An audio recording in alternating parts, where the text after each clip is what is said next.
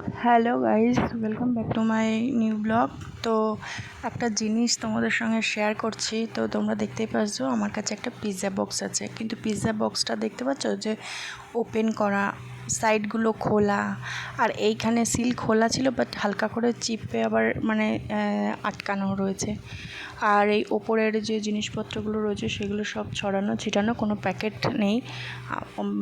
Maximum টাইমে packet দেয়, আজকে দেয়নি, যাই হোক অনেক সময় দেয় না।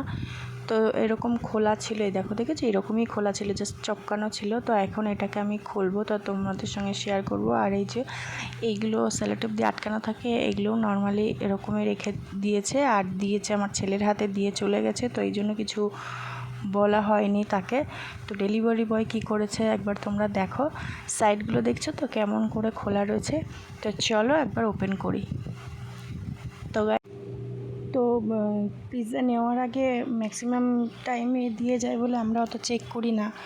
তো এখন ভাবছি যে এবার থেকে দিলে না, আগের থেকে শুধু আমি কেন, বাকি সবাইকেই বলছি, যারা আমার ব্লগটা দেখবে তাদেরকে আমি বলে দিলাম যে যারা পিৎজাটা আগে নেবে, আগে ভালো করে তার সামনে চেক করে নেবে।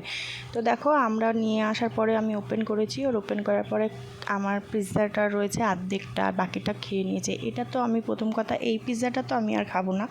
তো তাকে ফোন করা হয়েছে, সে ইগনোর করছে, বাকি পরে সুইচ অফ করে দিয়েছে। তো আমরা কমপ্লেন বক্সে কমপ্লেন করেছি।